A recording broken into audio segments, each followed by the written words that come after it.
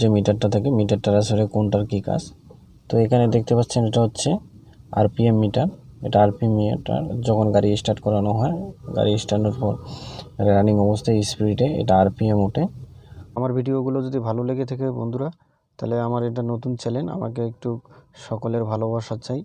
আমার সাবস্ক্রাইব করে দেবেন এবং পাশাপাশি অল বাটন প্রেস করে দেবেন, যাতে আমার নিত্য নতুন ভিডিওগুলো আপনাদের কাছে দ্রুত পৌঁছায় সবার আগে। আর এটা হচ্ছে এবিএসের চিহ্ন, এই চিহ্নটা হচ্ছে এবিএসের চিহ্ন। আর এটা হচ্ছে ইঞ্জিন ডায়াগ্রাম। ইঞ্জিনে কোনো ধরনের প্রবলেম হলে বা সমস্যা হলে ইঞ্জিন এটা ডায়াগ্রাম আসে।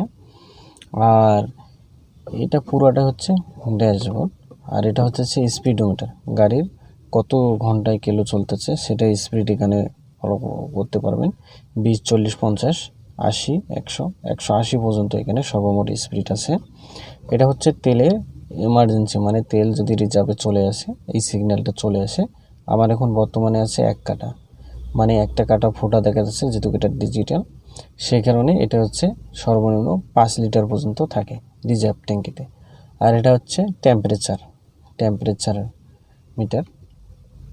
এখানে আপনার সি যেটা লেখা দেখাচ্ছে, সিটা হচ্ছে কুল, এসতে হট। তো এর মাঝামাঝি যদি আপনার থাকে সবসময়, সাধারণত গাড়ি চালানো স্টার্টের পর মাঝামাঝি থাকে। তো মাঝামাঝি থেকে যখন উপরের দিকে এস পর্যন্ত ঠেকে যাবে, তাহলে আপনি বুঝবেন যে আপনার গাড়ির ওভারহিটিং হচ্ছে। অবশ্যই গাড়ি স্টার্ট বন্ধ করে নিরাপদ স্থানে দাঁড়িয়ে আপনাকে অবশ্যই কী করতে হবে, ইঞ্জিনটা চেক দিতে হবে যে আপনার কোনো সমস্যা আছে নাকি। আর এটা হচ্ছে মাঝে যে PRNDSB, এটা হচ্ছে আমার গিয়ার শিফটিংয়ে। আমি আসলে এখানে দেখতে পারবো আমার গিয়ার শিফটিংটা কোথায় গেছে না গেছে, এটা যেহেতু এটা অটো গাড়ি সেক্ষেত্রেও। আর এখানে আমার নিচে যে দেখছে এটা হচ্ছে হ্যান্ড ব্রেকের, এটা হচ্ছে হ্যান্ড ব্রেকের।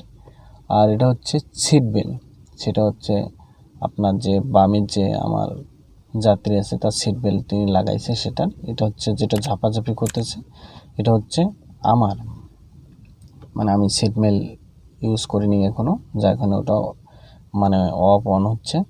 আর এটা হচ্ছে ফুয়েল গ্যাস মোবিল, এটা হবে মোবিল ওটা নামার জন্য। আর এটা ব্যাটারি, গাড়ি স্টার্ট দিলে এটা বন্ধ হয়ে যাবে। তো এটা হচ্ছে আর এটা হচ্ছে অডোমিটার। আর অডোমিটারের উপরে যে 19 লেখা আছে ওটা কিলোমিটার, আপনি কত কিলো চালাচ্ছেন না চালাচ্ছেন সেটা। এটা আসলে এখানে একটা বাটন আছে, যে বাটনটা আসলে সেভাবে দেখাতে পাচ্ছি না, বাটন একটা আছে, এই বাটনটা প্রেস করলে আপনার অটোমেটিক কিলোমিটার, তারপরে আপনার হচ্ছে টোটাল কিলোমিটার আজকে সারাদিনে কত চালাচ্ছেন সেটা সব কিছু এখানে সেভ করে দেখানো যাবে। তো এই ছিল আজকের ভিডিও। তো ভিডিওটা ভালো লাগলে অবশ্যই লাইক, চ্যানেলটা সাবস্ক্রাইব করবেন। আশা করি ভালো লাগবে।